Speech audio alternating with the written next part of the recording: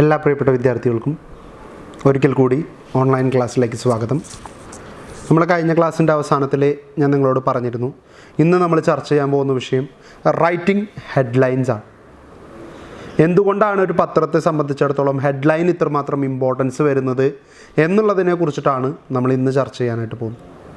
അപ്പോൾ ഹെഡ്ലൈൻ എഴുതുമ്പോൾ ശ്രദ്ധിക്കേണ്ട കാര്യങ്ങൾ, ടൈപ്സ് ഓഫ് ഹെഡ്ലൈൻ, ആ ഹെഡ്ലൈനിൽ തന്നെ എന്തൊക്കെ ഉൾപ്പെടുത്താം, എങ്ങനെ ഉൾപ്പെടുത്തണം, അതെങ്ങനെ എഴുതണം, അതുപോലെ തന്നെ ക്യാപ്ഷനും ഹെഡ്ലൈനും തമ്മിലുള്ള വ്യത്യാസം എന്ത് എന്നുള്ളതൊക്കെയാണ് നമ്മൾ ഇന്നത്തെ ക്ലാസ്സിൽ ഇപ്പോൾ ചർച്ച ചെയ്യാനായിട്ട് പോകുന്നത്. Headline should tell the story and at the same time cell the story. ഞാൻ ആദ്യമേ പറഞ്ഞിരുന്നു, ഹെഡ്ലൈനെ സംബന്ധിച്ചിടത്തോളം അതിൻ്റെ ഇമ്പോർട്ടൻസ് എന്ന് പറയുന്നത് ആ സ്റ്റോറി എന്താണെന്ന് നമ്മളോട് ആദ്യമേ തന്നെ പറയും. കാരണം ഒരുവിധം ഹെഡ്ലൈൻസൊക്കെ വായിച്ചു നോക്കിയാൽ നമുക്ക് മനസ്സിലാവും എന്താണ് അതിൽ പറയാനായിട്ട് പോകുന്ന മെയിൻ കണ്ടൻറ്റ് എന്നുള്ളത്. അതുപോലെ തന്നെയാണ് സെൽ ദ സ്റ്റോറി. ഈ സ്റ്റോറി വിൽക്കപ്പെടണം എന്ന് തീരുമാനിക്കുന്നതും ഇതേ ഹെഡ്ലൈൻ തന്നെയാണ്. കാരണം ഈ ഹെഡ്ലൈൻ വായിച്ചു നോക്കിയിട്ടാണ് ഇത് വായിക്കണം വേണ്ടേ എന്ന് നമ്മൾ ഓരോരുത്തരും തീരുമാനിക്കുന്നു. ആ തീരുമാനത്തിലേക്ക് നമ്മളെ നയിക്കുന്ന പ്രധാന ഘടകം ഹെഡ്ലൈനാണ്. ഹെഡ്ലൈൻ ഇൻട്രസ്റ്റിംഗ് ആണെങ്കിൽ ഇങ്ങനൊരു സംഭവം ഉണ്ടോ, അപ്പോൾ അതെന്താണെന്ന് അറിയണമല്ലോ, വായിച്ച് നോക്കാനായിട്ട് നമ്മൾ തീരുമാനിക്കും. അപ്പോൾ ആ ഹെഡ്ലൈനിനെ നമ്മളെ സ്വാധീനിക്കത്തക്ക രീതിയിലേക്ക് കൊണ്ടുവരാൻ, അല്ലെങ്കിൽ അത്തരത്തിലുള്ളൊരു ഹെഡ്ലൈൻ ആയിരിക്കണം ഓരോ പാസേജിനും ഓരോ വാർത്തയ്ക്കും നമ്മൾ കൊടുക്കേണ്ടത്. അപ്പം അതാണ് പറയുന്നത്, tell the story and cell the story. Story എന്താണെന്ന് പറയുകയും ചെയ്യും, ആ സ്റ്റോറിയെ വിൽക്കുകയും ചെയ്യും. വിൽക്കുക മീൻസ് റീഡേഴ്സിനെ കൊണ്ട് വായിപ്പിക്കുകയും ചെയ്യും. Headlines R words and phrases printed in large type over each story in A news paper or magazine. The size of the headline varies with the importance attributed to news. The headline can stretch over all columns of a newspaper if the report is very important. Many readers read only the headlines, as this give a basic idea of the contents of a newspaper. Besides, headline can be read without much strain on moving train or bus. ഇവിടെ ഇപ്പോൾ ഒരു ഉദാഹരണമായിട്ട് the Times of India കൊടുത്തിരിക്കുന്ന ഒരു headline കാണിച്ചിട്ടുണ്ട്, Nitish in Bihar, Modi Bahar. ഇത് ശരിക്കും ഒരു ഹിന്ദി ടച്ചുള്ള എന്നാൽ ഇംഗ്ലീഷ് ഹെഡ്ലൈനാണ്. അർത്ഥം പലർക്കും മനസ്സിലായിട്ടുണ്ടാവുമെന്ന് വിചാരിക്കുന്നു. നിതീഷ് ഇൻ ബീഹാർ, നിതീഷ് കുമാറിൻ്റെ നേതൃത്വത്തിലുള്ള മന്ത്രിസഭ ബീഹാറിൽ അധികാരം നേടിയെടുത്തു. മോഡി ബാഹർ, മോഡി ബാഹർ മീൻസ് ബാഹർ എന്ന് വെച്ചാൽ പുറത്ത്. മോഡി ആരാ? നരേന്ദ്രമോദി. BJPക്ക് അവിടെ ഭരണം കിട്ടിയില്ല എന്ന് പറയാനായിട്ട് ഒരു വ്യത്യസ്തമായിട്ടുള്ള രീതിയിൽ ഒരു ഹെഡ്ലൈൻ ഉപയോഗിച്ചിരിക്കുന്നു. അപ്പോൾ ഇത് വായിക്കുമ്പോൾ തന്നെ നിതീഷ് ഇൻ ബീഹാർ മോഡി ബാഹർ, എന്താ നിതീഷ് ഇൻ ബീഹാർ മോഡി ബാഹറാ, എന്തൊരു പരിപാടി സംഭവം? വായിച്ചു നോക്കുമ്പോൾ ബീഹാറിൽ നടന്ന നിയമസഭാ തെരഞ്ഞെടുപ്പിൽ നിതീഷ് കുമാറിൻ്റെ സഖ്യം ഇത്ര വോട്ടുകൾക്ക് ഏകപക്ഷീയമായിട്ടുള്ള ഭരണം പിടിച്ചെടുത്തു. എന്നാൽ ഒരുപാട് സാധ്യത കൽപ്പിക്കപ്പെട്ടിരിക്കുന്ന BJP 5 സീറ്റിലൊതുങ്ങി, 6 സീറ്റിലൊതുങ്ങി. ഇതാണ് സംഭവം. അപ്പം BJPക്കോ മോഡിക്കോ ബീഹാറിൽ സ്വാധീനം പിടിച്ചെടുക്കാൻ പറ്റിയില്ല, അവരെ ബീഹാറുകാർ തള്ളിക്കളഞ്ഞു, പുറത്താക്കി എന്നുള്ളതാണ് അവരിവിടെ പറയാനായിട്ട് ശ്രമിച്ചിരിക്കുന്നത്. അത് സ്ട്രെച്ച് ചെയ്തിരിക്കുന്നത് നോക്കൂ, ഓൾമോസ്റ്റ് ഓൾ കോളംസ്. അതാണ് ഫ്രണ്ട് പേജിൽ ഫുള്ള് ത്രൂ ഔട്ട്. ഇങ്ങനെ എഴുതുന്നതുകൊണ്ടുള്ള മെച്ചം എന്താ? ഇതെല്ലാവർക്കും കാണാം. എത്ര ഇതിൽ വേണമെങ്കിൽ സ്ട്രെയിൻ ഇല്ലാതെ നമുക്ക് വായിക്കാം. ഓടിക്കൊണ്ടിരിക്കുന്ന ബസ്സിലിരുന്നോ ട്രെയിനിലിരുന്നോ നമുക്കിതൊക്കെ പെട്ടെന്ന് വായിക്കാൻ പറ്റും. പക്ഷെ അതിൻ്റെ താഴേക്കുള്ളത് ചെറുതാക്കി കൊടുത്തിരിക്കുകയാണ്. ഇതിപ്പോൾ ഫോട്ടോ ആയ കാരണമാണ്. ശരിക്കുള്ള വാർത്തയാണെങ്കിലും അല്പം ഒന്ന് സ്ട്രെയിൻ ചെയ്താലേ നമുക്ക് മൂവ് ചെയ്യുമ്പോൾ വായിക്കാനായിട്ട് പറ്റുള്ളൂ. കാരണം ഇങ്ങനെ ജർക്ക് ചെയ്തുകൊണ്ടേയിരിക്കും. ആ ഒരു ബുദ്ധിമുട്ട് ഒഴിവാക്കാനാണ് പലപ്പോഴും നല്ല ഹെഡ്ലൈൻ വലുതാക്കി കൊടുക്കുന്നത്, വായനക്കാരൻ്റെ സൗകര്യത്തിന്. മാത്രമല്ല കുറേ ആൾക്കാർ എന്ത് ചെയ്യും, ഹെഡ്ലൈൻ മാത്രം വായിച്ചിട്ട് കണ്ടൻറ്റ് മനസ്സിലാക്കും. കാരണം ഒരു വിധപ്പെട്ട കണ്ടൻറ്റൊക്കെ മനസ്സിലാവും. ചിലതിനെ നേരത്തെ പറഞ്ഞ പോലെ കാവ്യാത്മകമായിട്ടൊക്കെ അതിനെ വർണ്ണിച്ചാൽ ചിലപ്പോൾ മനസ്സിലായിക്കൊള്ളണമെന്ന് നിർബന്ധമില്ല. അപ്പോൾ നമ്മൾ സ്റ്റോറി മൊത്തം വായിക്കേണ്ടി വരും. എന്നിരുന്നാലും ഒരു പരിധി വരെ മോസ്റ്റ് പ്രോബബ്ലി എല്ലാ വാർത്തകളുടെയും ഹെഡ്ലൈൻ വായിച്ചാൽ തന്നെ ഒരു ടോട്ടൽ ഔട്ട്ലുക്ക് എന്താണെന്ന് നമുക്ക് മനസ്സിലാക്കാനായിട്ട് പറ്റും. Reporters gather news and then sub-editors correct and refine the copy. Writing headline for a news story is an essential task of the editing process. A sub-editor should write headline that attracts readers' attention, summarize the story, help the reader index the contents of the page, depict the mood of the story, help set the tone of the newspaper, provides a better layout to a newspaper. ഒരു sub editor headline എഴുതുമ്പോൾ ശ്രദ്ധിക്കേണ്ട ചില കാര്യങ്ങളാണ് പറഞ്ഞിരിക്കുന്നത്. ഒന്നാമത്തെ കാര്യം, attracts readers attention. റീഡറിൻ്റെ ശ്രദ്ധ പിടിച്ചു പറ്റുക എന്നുള്ളത് തന്നെയാണ് ഏറ്റവും ഇമ്പോർട്ടൻ്റ് ആയിട്ടുള്ള കാര്യം. കാരണം ഇത് വായനക്കാരന് വേണ്ടിയിട്ടാണ് വാർത്ത ക്രിയേറ്റ് ചെയ്യുന്നത്. അപ്പോൾ അതിൻ്റെ ഹെഡ്ലൈൻ അവനെ കൊണ്ട് ആ വാർത്ത വായിപ്പിക്കാൻ തയ്യാറാക്കണം. അത്തരത്തിലുള്ളതിനാണ് നല്ല അട്രാക്റ്റീവ് ഹെഡ്ലൈൻ എന്ന് നമുക്ക് വിളിക്കാനായിട്ട് പറ്റുള്ളൂ. Then summarise the story. ഒരു ചെറിയ ഔട്ട്ലുക്ക് കൊടുക്കാൻ പറ്റണം. ഇപ്പം നിതീഷ് ഇൻ ബീഹാർ മോഡി ബഹാർ ക്ലിയറാണ്. അവിടെ ഒറ്റ വാചകത്തിൽ ടോട്ടൽ സ്റ്റോറിയെ ചുരുക്കിയിരിക്കുകയാണ്. രണ്ടും പറയണം. നിതീഷ് അധികാരത്തിൽ വന്നതും പറയണം, മോഡിക്ക് വലിയൊരു പ്രഭാവം ബീഹാറിൽ ഉണ്ടാക്കാൻ കഴിഞ്ഞില്ല എന്നുള്ളതും പറയണം. രണ്ടും അറ്റേ ടൈം പറയണമെങ്കിൽ ഇതല്ലാതെ വേറൊരു മാർഗമില്ല. Help the reader index of the content of the page. ആ ഒരു പേജിൽ ഏതൊക്കെ കണ്ടൻസ് ആണ് ഉള്ളത് എന്നുള്ളതിന് ഒരു ഇൻഡെക്സ് പോലെ ആയിരിക്കണം ഓരോ ഹെഡ്ലൈൻ. ഇന്നതൊക്കെയാണ് ഇതിൽ വന്നിട്ടുള്ളത് എന്നുള്ള, നമ്മളിപ്പോൾ ഒരു പുസ്തകം എടുത്താൽ, നോവൽ എടുത്താൽ, ഒരു കൃതി എടുത്താൽ അതിലൊരു ഇൻഡെക്സ് ഉണ്ടായിരിക്കും. ഏതൊക്കെ കൃതികൾ ഏതൊക്കെ ഭാഗങ്ങളാണ് കൊടുത്തിരിക്കുന്നത്. അതുപോലെ തന്നെയാണ് ഓരോ ഹെഡ്ലൈനും ആ പേജിൽ എന്തൊക്കെ കണ്ടൻറ് ഉണ്ട് എന്നുള്ളതിൻ്റെ ഒരു ഇൻഡെക്സ് മാർക്കാണ് ഓരോ ഹെഡ്ലൈനും കാണിച്ചു കൊടുക്കേണ്ടത്. Depict the mood off the story. എന്താണ് ടോട്ടൽ ആ സ്റ്റോറിയുടെ ഒരു മൂഡ്? അത് സെൻറ്റിമെൻ്റ് ആണോ, അത് ഒരു എമ്പതി ആണോ, ഒരു ആങ്കറാണോ, ഒരു പ്ലഷറാണോ, എന്താണോ ക്രിയേറ്റ് ചെയ്യുന്നത് അത് ടോട്ടാലിറ്റിയിൽ കൊടുക്കാൻ ഹെഡ്ലൈനെ കൊണ്ട് സാധിക്കണം. Helps set the tone of A newspaper. News പേപ്പറിൻ്റെ അന്നത്തെ ഒരു ടോട്ടൽ ടോൺ ഒരു ആങ്കർ ഉണ്ടാക്കുന്ന രീതിയിൽ, അല്ലെങ്കിൽ ഒരു കംപ്ലീറ്റ് എന്താ പറയുക, ഡിസ്ട്രോയ് ആണെങ്കിൽ, ഒരു കൊളാപ്സ് ആണെങ്കിൽ, ആ ടോട്ടാലിറ്റിയിൽ ആ ടോൺ എന്താണോ പറയാനായിട്ട് ശ്രമിക്കുന്നത് ആ ടോണായിരിക്കണം ന്യൂസ് പേപ്പറിലൂടെ പുറത്തു വരേണ്ടത്. Provides a better layout to a newspaper. ന്യൂസ് പേപ്പറിന് നല്ലൊരു ലേ ഔട്ട് ഉണ്ടാക്കാൻ സഹായിക്കുന്ന തരത്തിലായിരിക്കണം ഹെഡ്ലൈനുകൾ.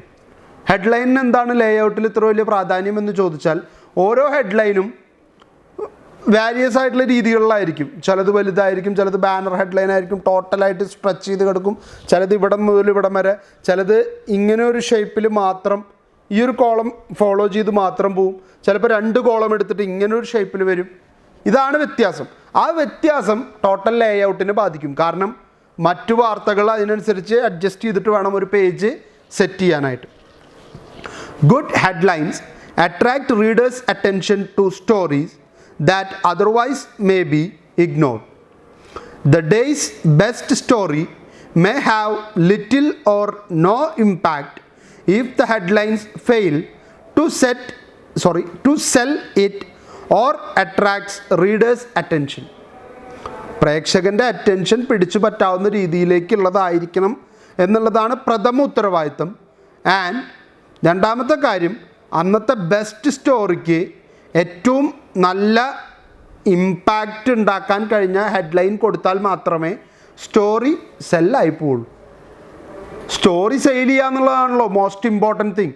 ഒരു സബ് എഡിറ്ററെ സംബന്ധിച്ചിടത്തോളം അയാളുടെ പ്രധാന ഉത്തരവാദിത്തം ഈ സ്റ്റോറീസൊക്കെ പ്രേക്ഷകനെ കൊണ്ട് വായിപ്പിക്കുക എന്നുള്ളതാണ്.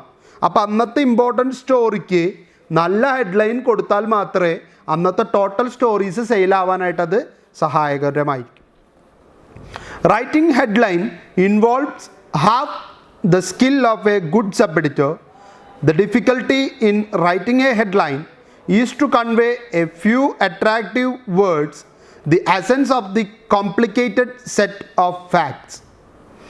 In half a dozen words, a headline has to inform the readers that the reports contain.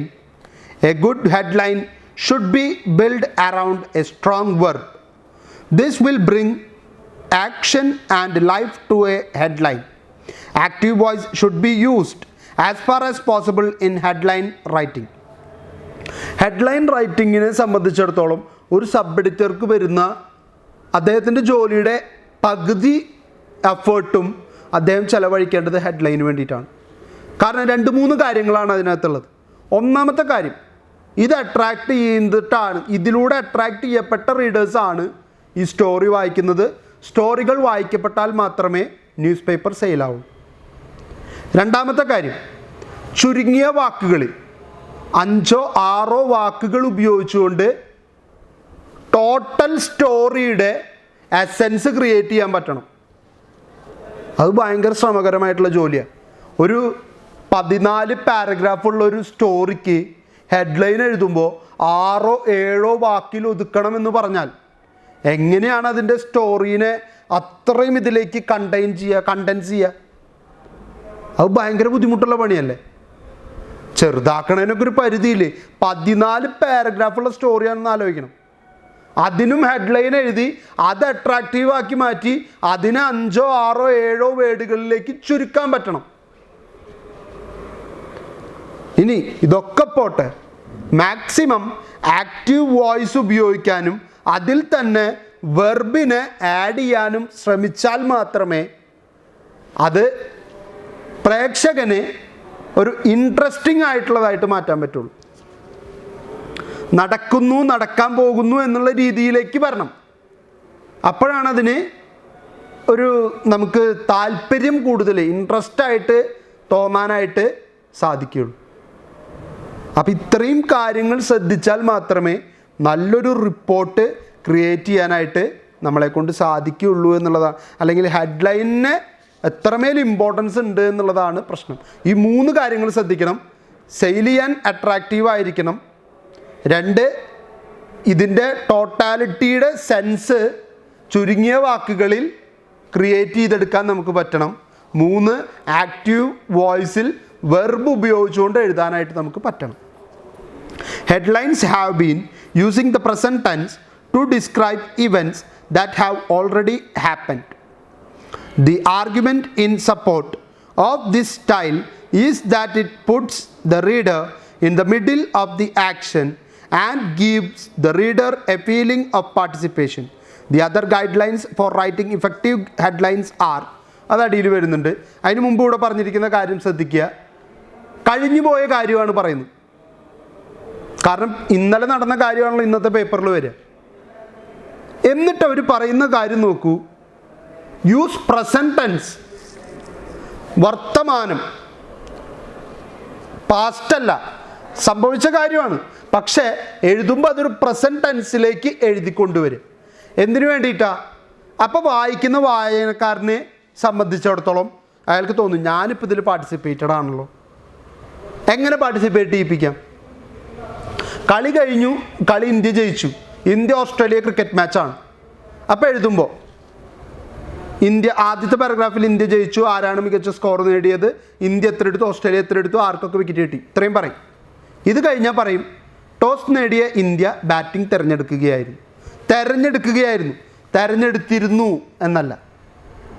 ആ തിരഞ്ഞെടുക്കുകയായിരുന്നു എന്ന് പറയുമ്പോൾ പ്രസൻറ്റിലേക്ക് വന്നു. അപ്പോൾ വായനക്കാർ ഓക്കെ, അപ്പോൾ നമുക്ക് ടോസ് കിട്ടി, നമ്മൾ ബാറ്റിംഗ് എടുത്തു.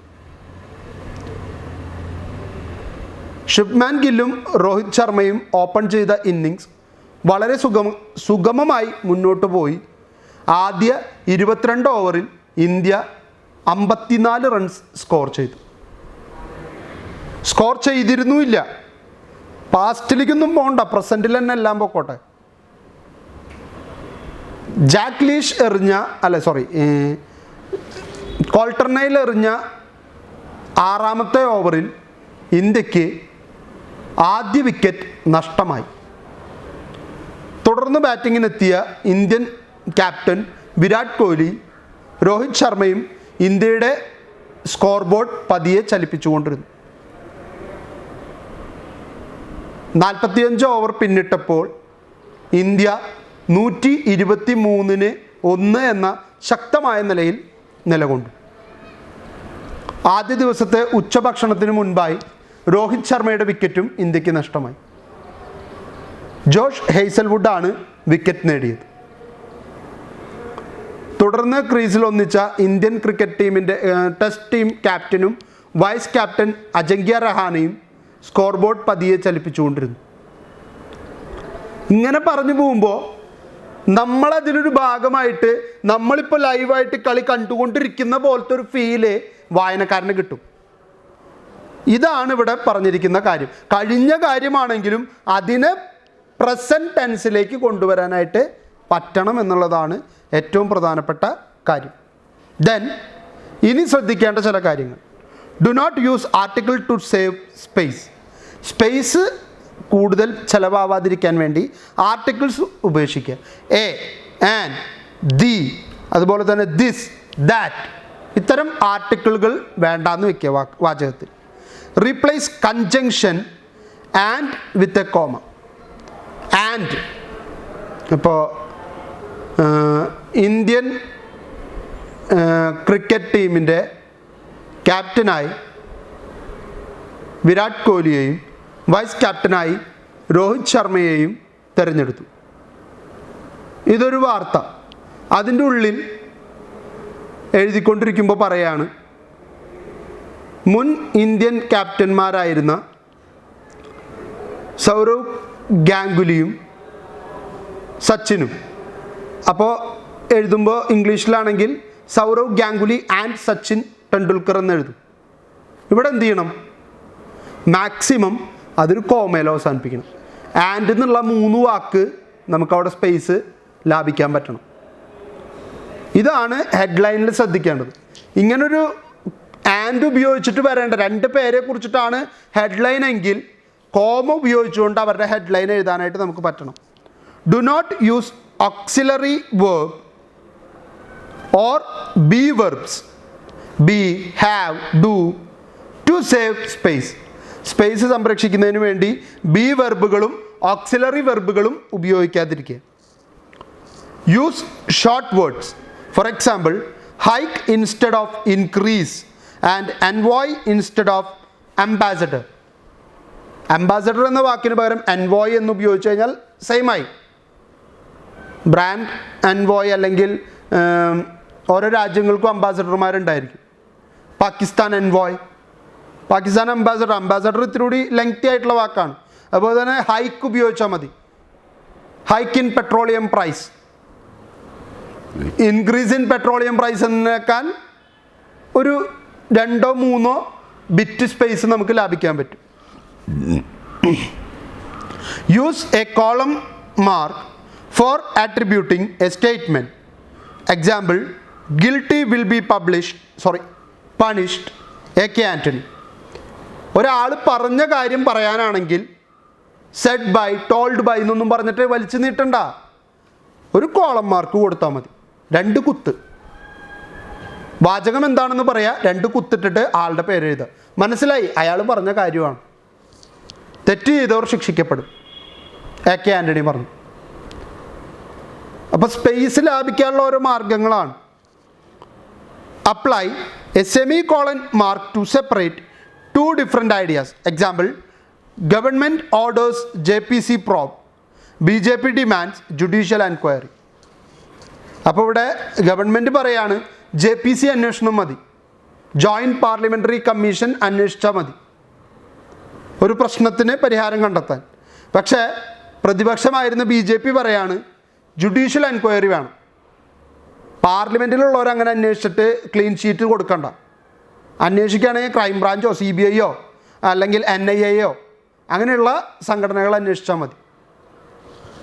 അപ്പോൾ രണ്ടു പേരും പറയുന്നത് രണ്ട് ഡിഫറെൻ്റ് ഒപ്പീനിയനാണ്. അവിടെയാണ് സെമി കോളൻ ഉപയോഗിക്കുന്നത്, കുത്തും ഒരു കോമി.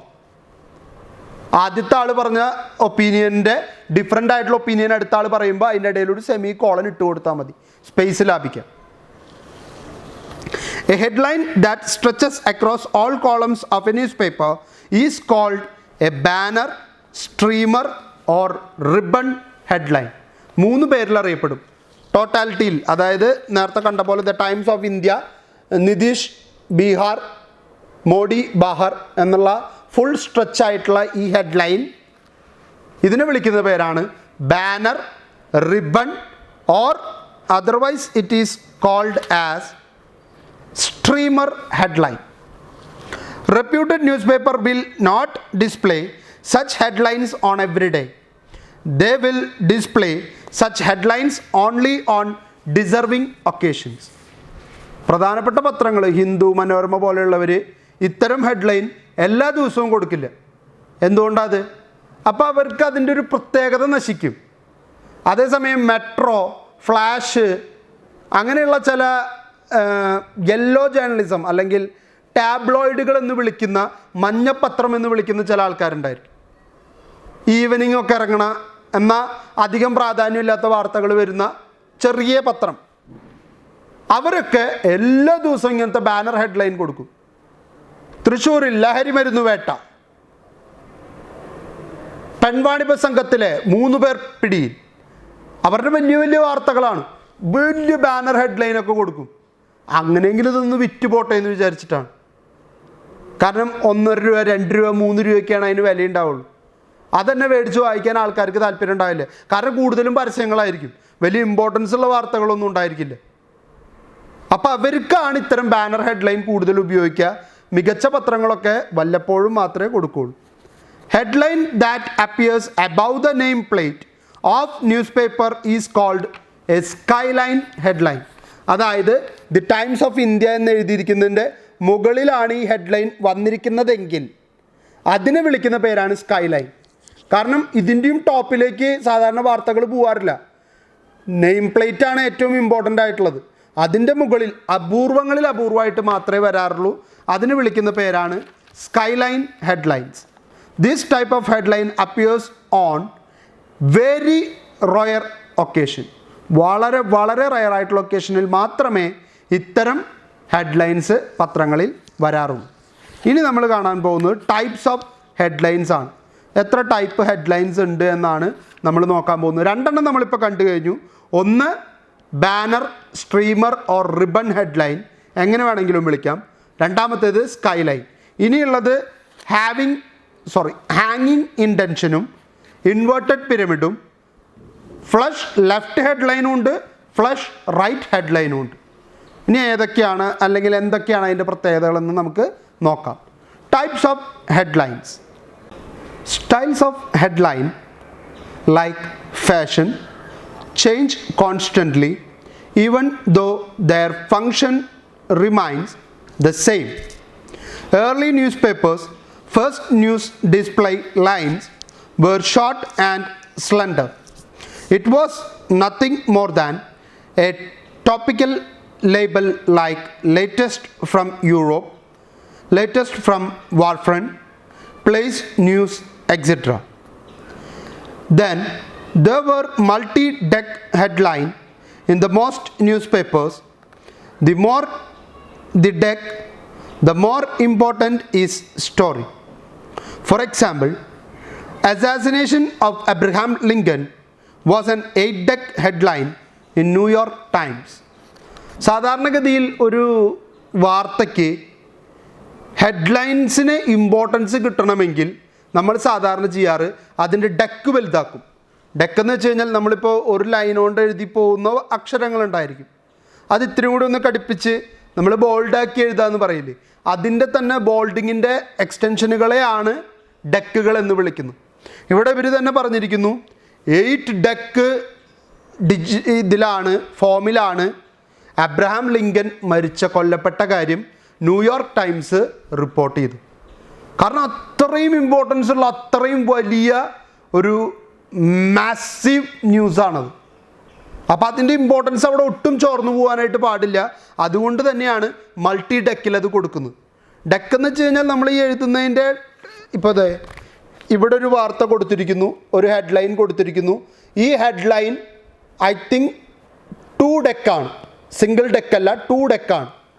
ഇനി ഇതിനേക്കാൾ കടുപ്പിച്ച് ഇതിനേക്കാൾ വലുതാക്കി വരികയാണെങ്കിൽ 3 ഡെക്കാവും 4 ഡെക്കാവും. അപ്പോൾ 8 ഡെക്ക് എന്ന് പറയുമ്പോൾ അതിൻ്റെ വലിപ്പം എത്രത്തോളം ഉണ്ടായിരുന്നു എന്ന് നിങ്ങൾക്ക് ഊഹിക്കാനായിട്ട് പറ്റും. Multi deck headlines were common in Malayalam newspaper as well. More deck implied that the story were important. Deck എത്രത്തോളം വലുതാവുന്നു, 2 ഡെക്കിലോ 3 ഡെക്കിലോ ഒക്കെയാണ് വാർത്ത പബ്ലിഷ് ചെയ്യുന്നതെങ്കിൽ അതിനർത്ഥം ആ വാർത്ത അത്രയും ഇമ്പോർട്ടൻസ് ഉള്ളതാണ്. Presently multi deck headlines are out of fashion. It consumes more time to write and reduces the news print space. Single deck headline are the present style in most of the newspaper. By adding more lines or by varying the length of the lines, designers have created the hanging indentation, inverted pyramid and the pyramid style of headline. അതായത് ഈ deck വലുതാക്കി അക്ഷരങ്ങളെ വലുതാക്കി കാണിച്ച് വാർത്തയുടെ headline കൊടുക്കുന്ന രീതി എന്ന് പറയുന്നത് ഔട്ട്ഡേറ്റഡ് ആയിട്ടുള്ള പഴയ വേർഷനാണ്. ഇന്നിപ്പോൾ അത്തരം ഈ ഡെക്ക് ഇൻക്രീസ് ഒന്നും ഇപ്പോൾ ചെയ്യുന്നില്ല. ഇപ്പോൾ വാചകങ്ങൾ മര്യാദയ്ക്ക് തന്നെ സിംഗിൾ ഡെക്കിൽ തന്നെ കൊടുത്തുകൊണ്ട് എന്നാൽ ഹെഡ്ലൈൻ എഴുതുന്ന സ്റ്റൈലിൽ മാറ്റം വരുത്തുക. ആ മാറ്റമാണ് ഇന്നത്തെ പ്രത്യേകത എന്ന് പറയുന്നത്. അതാണ് ഹെഡ്ലൈനെ പ്രത്യേകതയുള്ളതാക്കി മാറ്റുന്നത്. അതിലൊന്നാമത്തേതാണ് ഹാങ്ങിങ് ഇൻഡൻഷൻ, മറ്റൊന്നാണ് inverted pyramid. Inverted pyramid style നിങ്ങൾ മുൻപ് പഠിച്ചിട്ടുള്ളതാണ്. നിങ്ങളുടെ ഫസ്റ്റ് സെമസ്റ്ററിൽ ന്യൂസ് റിപ്പോർട്ടിൻ്റെ ഭാഗത്ത് ഇൻവെർട്ടഡ് പിരമിഡ് സ്റ്റൈൽ, പിരമിഡ് ഇങ്ങനെയാണെങ്കിൽ ഒരു ത്രികോണം ഷേപ്പിലാണെങ്കിൽ തിരിച്ചു വെച്ച ത്രികോണ ഷേപ്പാണ് ഇൻവെർട്ടഡ് പിരമിഡ് സ്റ്റൈൽ എന്ന് പറയുന്നത്. അപ്പോൾ ആ ഒരു രീതിയിൽ തന്നെയായിരിക്കും അതിൻ്റെ ഹെഡ്ലൈനും നിൽക്കുന്നുണ്ടായിരിക്കുക. അപ്പോൾ ഓരോന്നും എങ്ങനെയാണ് വ്യത്യാസപ്പെട്ടിരിക്കുന്നത്, എന്താണ് അതിൻ്റെ പ്രത്യേകത എന്നുള്ളത് നമുക്ക് നോക്കാം. First one, George moves high court for CBI probe. CBI അന്വേഷണത്തിന് വേണ്ടി ജോർജ് ഹൈക്കോടതിയെ സമീപിച്ചു. ഈ ഹെഡ്ലൈൻ കൊടുത്തിരിക്കുന്നത് നോക്കൂ. ആദ്യത്തെ വാചകത്തിൻ്റെ ആദ്യത്തെ ലൈൻ വലുത്, രണ്ടാമത്തേത് അതിൽ ചെറുത്, മൂന്നാമത്തേത് ആദ്യത്തെ ലൈനിന് തുല്യമായിട്ടുള്ള സ്പേസ്. അതായത് ഒരു വസ്തു തൂക്കിയിട്ടിരിക്കുന്ന പോലെ തോന്നും. നമ്മൾ തുണിയൊക്കെ അഴയിൽ വിരിച്ചിട്ടില്ല, അതുപോലെ ഹാങ് ചെയ്ത് കിടക്കുകയാണ്. ഇതാണ് ഹാങ്ങിങ് ഇൻഡൻഷൻ. ഈ ഹെഡ്ലൈൻ്റെ പ്രത്യേകത എന്ന് പറയുന്നത് ഇതിനെ വലിയ രീതിയിൽ വലിച്ചു നീട്ടലൊന്നുമില്ല. ഒരു വസ്തു ഞാത്തിയിട്ടിരിക്കുന്ന പോലെ 2 or 3 ലൈനിലേക്ക് ചുരുക്കി ഒരു ഹെഡ്ലൈൻ കൊടുക്കുക. ഇതാണ് ഹാങ്ങിങ് ഇൻഡൻഷൻ. TRAI means telephone regulatory authority of India begins process four spectrum option. Spectrum എന്നൊരു പേപ്പർ നിങ്ങൾ പഠിച്ചിട്ടുണ്ടായിരിക്കും ഇംഗ്ലീഷിൽ. ഇത് 2G 3G സ്പെക്ട്രത്തിൻ്റെ കാര്യമാണ് പറയുന്നത്. സ്പെക്ട്രം എന്ന് പറയുന്നത് വേവാണ്. നമുക്ക് ഓരോന്നിൻ്റെയും സിഗ്നലുകൾ കൊടുക്കാനുള്ള അധികാരം ഉണ്ടാവുമല്ലോ. അപ്പോൾ TRAI സ്പെക്ട്രം ഓപ്ഷൻ മീൻസ് ലേലമാണ്. നിങ്ങൾ 2G സ്പെക്ട്രം അഴിമതി എന്നൊക്കെ കേട്ടിട്ടുണ്ടായിരിക്കും. അത് ഓരോ സമയത്തും ലേലം ചെയ്തിട്ടാണ് കൊടുക്കുക. ട്രായ്ക്കാണ് അതിൻ്റെ അധികാരമുള്ളത്. ടെലിഫോൺ റെഗുലേറ്ററി അതോറിറ്റിക്കാണ് അതിൻ്റെ അധികാരം കൊടുത്തിരിക്കുന്നത്. അവർ ലേലം ചെയ്ത് ഏതെങ്കിലും ഒരു കമ്പനി അതിൽ നിന്ന് അത് മേടിച്ച് അവർക്കാണ് പിന്നീട് മറ്റു കമ്പനികൾക്ക് അത് പ്രൊവൈഡ് ചെയ്യാനുള്ള അധികാരം. ഇത് കൊടുത്തിരിക്കുന്നത് നോക്കൂ, നമ്മളുടെ ഇൻവേർട്ടഡ് പിരമിഡ് സ്റ്റൈലിൻ്റെ മാതൃകയിൽ ആദ്യത്തെ ലൈൻ വലുത്, രണ്ടാമത്തേത് അതിൽ ചെറുത്, ദെൻ മൂന്നാമത്തേത് അതിലും ചെറുതാക്കി ഒരു മുന്തിരിക്കൊല ഞാന്ന് കിടക്കുന്ന ഫീലിങ്ങിൽ ഇൻവേർട്ടഡ് പിരമിഡ് സ്റ്റൈല് ഇതിൻ്റെ ഹെഡ്ലൈൻ്റെ മുകളിൽ കൂടെ വരച്ച് കഴിഞ്ഞാൽ കറക്റ്റായിട്ട് ഇൻവേർട്ടഡ് പിരമിഡ് നമുക്ക് കിട്ടും. നമ്മൾ മുൻപേ കണ്ടിട്ടുള്ള പോലെ മുകളിൽ നിന്ന് ചെറുതായി ചെറുതായി താഴേക്ക് വരുന്ന രീതിയാണ് ഇൻവേർട്ടഡ് പിരമിഡ് ഹെഡ്ലൈൻ എന്ന് പറയുന്നത്. അപ്പോൾ ഇതിൻ്റെ ജസ്റ്റ് ഓപ്പോസിറ്റും ഉണ്ട്. ആദ്യത്തെ വാചകം ചെറുത്, പിന്നെ അതിനേക്കാൾ വലുത്, പിന്നെ അതിനേക്കാൾ വലുതായിട്ടുള്ള പിരമിഡ് സ്റ്റൈലും ഉണ്ട്. അപ്പോൾ ടൈപ്സ് ഓഫ് ഹെഡ്ലൈൻസ് ചോദിക്കുമ്പോൾ ആകെ ഹാങ്ങിങ് intention, inverted pyramid, flush left headline പറഞ്ഞ് അവസാനിപ്പിക്കരുത്. ഞങ്ങളുടെ ടെക്സ്റ്റിൽ അത്രേ പറഞ്ഞിട്ടുള്ളൂ. അല്ല, പിരമിഡ് സ്റ്റൈലും ഉണ്ട്, ആദ്യം പറഞ്ഞ ബാനർ ഹെഡ്ലൈൻ ഉണ്ട്, അതിൻ്റെ കൂടെ പറഞ്ഞ സ്കൈ ലൈൻ ഉണ്ട്, ഫ്ലഷ് ലെഫ്റ്റ് ഉണ്ടെങ്കിൽ ഫ്ലഷ് റൈറ്റും ഉണ്ട്. ജസ്റ്റ് ഓപ്പോസിറ്റ് ആണെന്ന് പറഞ്ഞാൽ മതി, കാര്യം മനസ്സിലാവും. പിരമിഡ് സ്റ്റൈലിൻ്റെ ഓപ്പോസിറ്റ് ഇൻവെർട്ടഡ് പിരമിഡ് സ്റ്റൈലിന്നോ, ഇൻവെർട്ടഡ് പിരമിഡ് സ്റ്റൈലിൻ്റെ ഓപ്പോസിറ്റ് പിരമിഡ് സ്റ്റൈലിന്നോ പറഞ്ഞ പ്രശ്നം തീർന്നു. പക്ഷെ അതൊരു സെപ്പറേറ്റ് ഹെഡായിട്ട് നിങ്ങൾ ഹെഡ്ലൈൻ്റെ എണ്ണത്തിൽ കൂട്ടി എഴുതണം. ടൈപ്സ് ഓഫ് ഹെഡ്ലൈൻ ചോദിക്കുമ്പോൾ ബാനർ ഹെഡ്ലൈൻ, സ്കൈലൈൻ ഹെഡ്ലൈൻ, ഹാങ്ങിങ് intention, pyramid style, inverted pyramid style, flush left, flush right. Total 7 types of headlines ഉണ്ട്. ഇനി നമുക്ക് എന്താണ് ഫ്ലഷ് ലെഫ്റ്റ് ഹെഡ്ലൈൻ എന്ന് നോക്കാം. In flushed head the lines are aligned either to left or right. Flush left headline remains the dominant style in most newspapers. ഇന്നത്തെ ഒരുപാട് news പേപ്പറുകളിൽ കാണുന്ന രീതിയാണ് ലെഫ്റ്റ് സൈഡിലേക്ക് മാത്രമായിട്ട് വാചകം തുടങ്ങി അവിടെ തന്നെ ലെഫ്റ്റിൽ തന്നെ നിലനിൽക്കുന്ന രീതിയാണ് ഫ്ലഷ് ലെഫ്റ്റ് എന്ന് പറയുന്നത്. അപ്പോൾ റൈറ്റിലേക്ക് ഈ നടുഭാഗത്തുനിന്ന് തുടങ്ങി റൈറ്റ് സൈഡിലോട്ട് മാത്രം പോയിട്ടുള്ള ഹെഡ്ലൈനെയാണ് ഫ്ലഷ് റൈറ്റ് എന്ന് പറയുക. ഇവിടെ ഉദാഹരണം കൊടുത്തിട്ടുണ്ട്, ഇത് ലെഫ്റ്റിലേക്കാണ് നിൽക്കുന്നത്. ഇതിപ്പോൾ ഞാൻ തിരിച്ചു പിടിച്ചൊതുക്കുന്നതുകൊണ്ടാണ് ലെഫ്റ്റിലെ ഇതെൻ്റെ എനിക്ക് അഭിമുഖമായിട്ട് വെച്ചാൽ എൻ്റെ ലെഫ്റ്റ് സൈഡിലാണ് ഈ ന്യൂസ് വരുന്നത്. ഇപ്പുറത്താണ് ഇതിൻ്റെ ഹെഡ്ലൈൻ ഇങ്ങനെയാണ് കൊടുക്കുന്നതെങ്കിൽ അതിനെയാണ് ഫ്ലഷ് റൈറ്റ് എന്ന് പറയും. Teachers case NIA get time till April 1. April 1 വരെ ടീച്ചേഴ്സ് കേസ് അന്വേഷിക്കാനായിട്ട് NIAക്ക് സമയം കിട്ടിയിരിക്കുന്നു എന്നുള്ളതാണ് ഫ്ലഷ് ലെഫ്റ്റ് ഹെഡ്ലൈനായിട്ട് ഇവിടെ കൊടുത്തിരിക്കുന്നു. അപ്പോൾ ഫ്ലഷ് റൈറ്റ് ആയിട്ട് ഒരെണ്ണം എഴുതാൻ നിങ്ങളെ കൊണ്ടും സാധിക്കണം. ഇതന്നെ നിങ്ങൾ ഇപ്പുറത്തോട്ട് എഴുതി കാണിച്ചാൽ ഫ്ലഷ് റൈറ്റ് ആയി. The headlines that stretches across all columns of a newspaper is called a banner, streamer or ribbon. ഇത് നേരത്തെ പറഞ്ഞ അതേ പാരഗ്രാഫ് തന്നെയാണ് ആവർത്തിച്ച് വന്നിരിക്കുന്നത്. അതുകൊണ്ട് നമ്മൾ ആ പാരഗ്രാഫ് വീണ്ടും ആവർത്തിച്ച് വായിക്കുന്നില്ല. നേരത്തെ ഇതിൻ്റെ മുൻപിൽ കൊടുത്തിട്ടുള്ള അതേ പാരഗ്രാഫ് തന്നെ വീണ്ടും വന്നിരിക്കുകയാണ്. Writing captions. ഒരു ഹെഡ്ലൈൻ പോലെ തന്നെ ഇമ്പോർട്ടൻ്റ് ആയിട്ടുള്ള ഒന്നാണ് ക്യാപ്ഷൻ. ക്യാപ്ഷൻ എന്താ? ഒരു ഫോട്ടോ കൊടുത്താൽ അതിന് താഴെ കൊടുക്കുന്ന ഡിസ്ക്രിപ്ഷനെയാണ് പലപ്പോഴും എന്തെന്ന് പറയുന്നത്? ക്യാപ്ഷൻ എന്ന് പറയുന്നത്. ക്യാപ്ഷൻ 2 രീതിയിലുണ്ട്. ഒന്ന്, ടു ദ പോയിൻ്റ് ആയിട്ട് അതിൻ്റെ വിശദീകരണം കൊടുക്കുന്ന ക്യാപ്ഷൻസ് ഉണ്ട്. ഇപ്പോൾ ഒരു ജാഥ നടക്കുന്നു, അതിൽ ജാഥ ക്യാപ്റ്റൻ, അതിൻ്റെ സമ്മേളനത്തിൻ്റെ ഇനാഗുറേഷന് വന്ന വ്യക്തി, അതിൻ്റെ അധ്യക്ഷപദം അലങ്കരിച്ച വ്യക്തി, പിന്നെ സംസ്ഥാന നേതാക്കൾ, മറ്റുള്ളവർ എന്നൊക്കെ പറഞ്ഞിട്ട് കൊടുക്കുന്ന രീതിയുണ്ട്. അതിൻ്റെ ക്യാപ്ഷന് തന്നെ തുടക്കം ചിലപ്പോൾ ഒരു ഫണ്ണി ക്രിയേഷൻ ആയിട്ട് മാറാറുണ്ട്. ഇപ്പോൾ വിജയയാത്ര നടത്തി BJP സംസ്ഥാന പ്രസിഡന്റ് K. സുരേന്ദ്രൻ. അതിൻ്റെ കൊടി കൈമാറുന്ന അവസരത്തിൽ അതിൻ്റെ ഫോട്ടോയ്ക്ക് വേണമെങ്കിൽ ക്യാപ്ഷനായിട്ട് കൊടുക്കാം, കേരളം പിടിച്ചെടുക്കാൻ, കേരളത്തിൽ വിജയിക്കാൻ, BJPയുടെ വിജയയാത്ര, ഇങ്ങനെ പല ക്യാപ്ഷൻസും കൊടുക്കാം. ഈ ക്യാപ്ഷൻസിനും നല്ല രീതിയിൽ അട്രാക്റ്റ് ചെയ്യാനായിട്ടുള്ള കഴിവുണ്ടായിരിക്കും. ചിലപ്പോൾ ഒരു ഫോട്ടോ കണ്ടു കഴിഞ്ഞാൽ നമ്മൾ ഫോട്ടോയിൽ നോക്കുന്നതിനേക്കാൾ ആദ്യം ക്യാപ്ഷനാണ് നോക്കുക. ഇപ്പോൾ ഒരു ഉദാഹരണം പറയുകയാണെങ്കിൽ ഋഷഭ് പന്തും വിരാട് കോഹ്ലിയും സംസാരിച്ചുകൊണ്ടിരിക്കുകയാണ് മാച്ചിൻ്റെ തലേദിവസം. അവർ ചിലപ്പോൾ ബാറ്റിംഗ് ടെക്നിക്സിനെ കുറിച്ചോ കീപ്പിംഗ് ഫോൾട്ട്സിനെ കുറിച്ചൊക്കെ ആയിരിക്കും സംസാരിക്കുന്നത്. പക്ഷേ ക്യാപ്റ്റൻ ഞാൻ നാളെ ടീമിനുണ്ടാവുമോ എന്നിട്ട് അതിൻ്റെ ഡിസ്ക്രിപ്ഷനായിട്ട് എഴുതും, മത്സരത്തിൻ്റെ തലേദിവസം പരിശീലനത്തിനിടയിൽ Indian cricket team captain Virat കോഹ്ലിയും വിക്കറ്റ് കീപ്പർ ബാറ്റ്സ്മാൻ ഋഷഭ്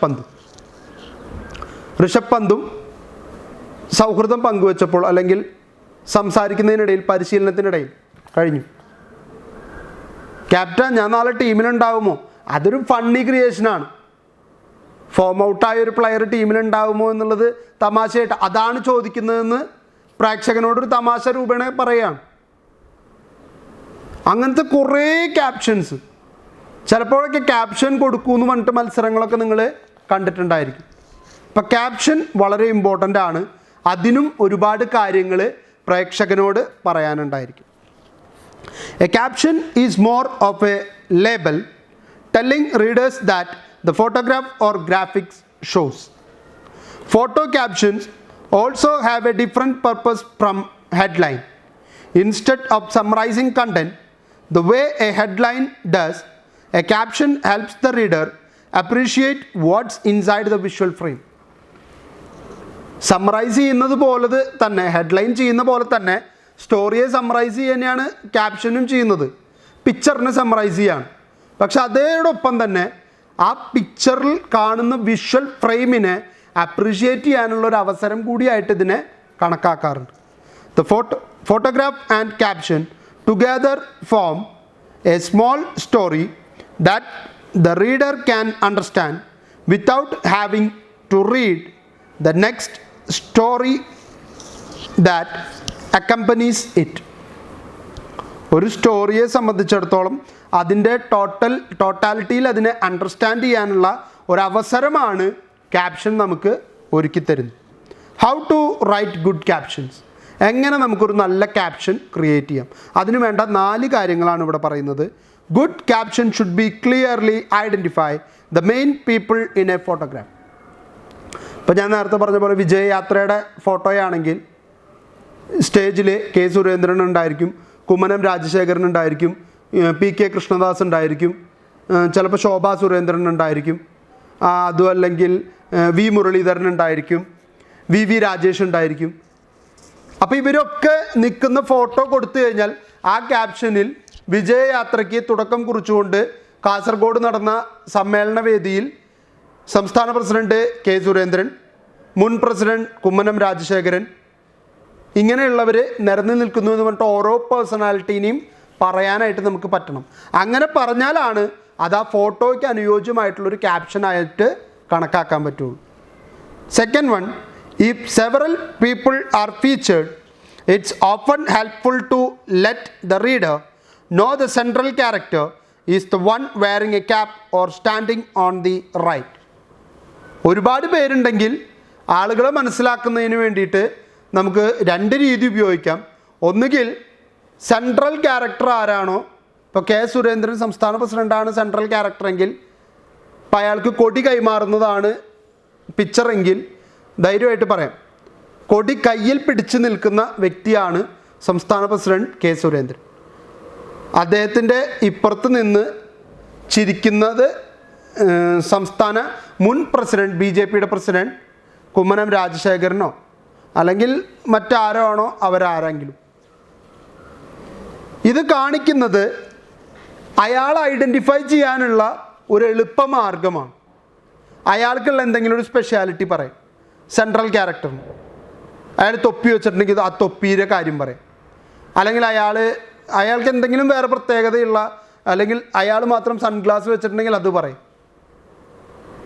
അല്ലെങ്കിൽ പിന്നെ എക്സ്ട്രീം ലെഫ്റ്റിൽ നിൽക്കുന്നത് സംസ്ഥാന പ്രസിഡന്റ്, മറ്റേത് ജോയിൻറ്റ് സെക്രട്ടറി, അതിനപ്പുറത്ത് നിൽക്കുന്നത് ദേശീയ നേതാവ്, ഇന്നാൾ, ഇങ്ങനെ പറയാം.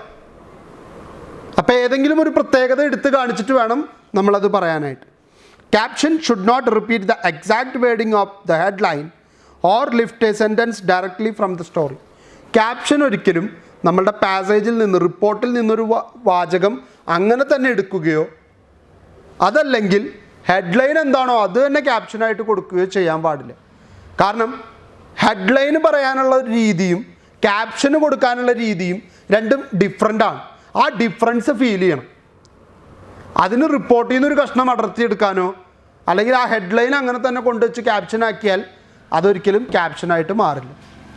Fourth one, caption writers don't need to spell out what can be seen clearly in the photo. Nawaz Sharif smile as he gets off the plane is a less effective caption than a jubilant Nawaz Sharif returned from 10 years in exile. അപ്പോൾ ഇവിടെ എന്താണോ കാണുന്നത് അത് തന്നെ പറഞ്ഞാൽ അതും correct ഒരു എന്താ പറയുക, കറക്റ്റായിട്ടുള്ള ക്യാപ്ഷൻ എന്നൊന്നും വിളിക്കാൻ പറ്റില്ല, അതിൻ്റെ ഡിസ്ക്രിപ്ഷൻ എന്നേ പറയാൻ പറ്റുള്ളൂ. ഇവിടെ പറഞ്ഞിരിക്കുന്നതുണ്ടോ, നവാസ് ഷെരീഫ് 10 വർഷത്തിന് ശേഷം നാട്ടിലേക്ക് തിരിച്ചെത്തി എന്ന് പറയാൻ, jubilant Nawaz Sharif returns from 10 year in exile, നാടുകടത്തലിന് 10 വർഷം കഴിഞ്ഞ് അദ്ദേഹം തിരിച്ചെത്തി എന്നൊരു സിമ്പിൾ ക്യാപ്ഷന് പകരം അവർ കൊടുത്തിരിക്കുന്ന ഒരു നല്ല ക്യാപ്ഷൻ നോക്കൂ. Nawaz Sharif smiles as he gets off the plane. Plane പറന്നു പോയപ്പോൾ നവാസ് ഷെരീഫ് ചിരിച്ചു. എന്താ കാരണം? പ്ലെയിൻ മിസ്സായി ആരെങ്കിലും ചിരിക്കുമോ? ഇദ്ദേഹം ചിരിച്ചതിൻ്റെ കാര്യം, ഇയാൾ 10 വർഷത്തിന് ശേഷം സ്വന്തം രാജ്യത്തേക്ക് തിരിച്ചു വന്നിരിക്കുകയാണ്. അപ്പോൾ അദ്ദേഹത്തിൻ്റെ മുഖത്ത് ചിരിയുണ്ടാവും ആ ഫ്ലൈറ്റ് തിരിച്ചു പോകുമ്പോൾ. അപ്പോൾ അതാണ് ക്യാപ്ഷൻ എന്ന് പറയുന്നത്. ആ തമാശ രൂപ, അതാണ് ഞാൻ നേരത്തെ പറഞ്ഞത് ഋഷഭ് പന്ത് ക്യാപ്റ്റനോട്, ഞാൻ നാളെ ടീമിലുണ്ടാവുമോ? ശരിക്കും അതൊന്നല്ല ചോദിച്ചിട്ടുള്ളത്. പക്ഷേ ക്യാപ്ഷൻ എഴുതുമ്പോൾ നമുക്ക് അങ്ങനെയും എഴുതി റീഡേഴ്സിനെ അട്രാക്റ്റ് ചെയ്യാനായിട്ട് ശ്രമിക്കാം. അപ്പോൾ നമ്മൾ ഈ ക്ലാസ്സിൽ പരിചയപ്പെട്ടത് എങ്ങനെ ഹെഡ്ലൈൻ എഴുതണം, ഹെഡ്ലൈൻ എന്തൊക്കെ ശ്രദ്ധിക്കണം. അതിനുശേഷം നമ്മൾ കണ്ടത് ടൈപ്സ് ഓഫ് ഹെഡ്ലൈനാണ്. 7 ടൈപ്പ് കണ്ടു. സ്ട്രീമർ ഉണ്ട്, അല്ലെങ്കിൽ അതിനെ വിളിക്കുന്ന മറ്റൊരു പേരാണ് ബാനർ, റിബൺ.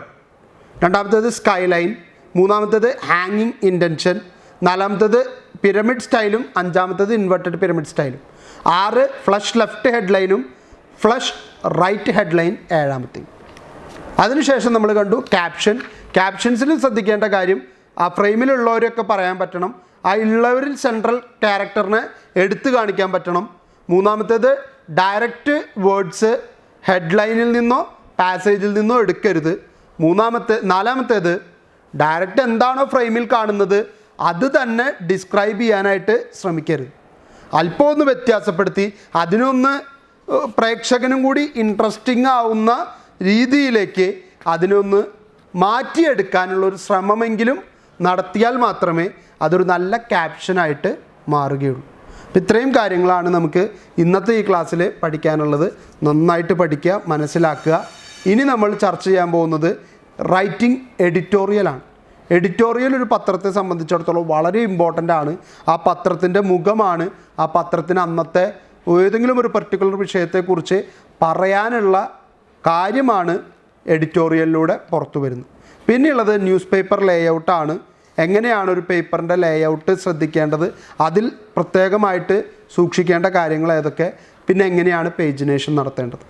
ഇത്രയും കാര്യങ്ങൾ നമ്മൾ അടുത്ത ക്ലാസ്സിൽ ചർച്ച ചെയ്യുന്നതോടെ ഈ ചാപ്റ്റർ നമ്മുടെ അവസാനിക്കും. അപ്പോൾ എല്ലാവർക്കും നല്ലൊരു ദിവസം ഉണ്ടാവട്ടെ എന്ന് ആശംസിക്കുന്നു. Thank you.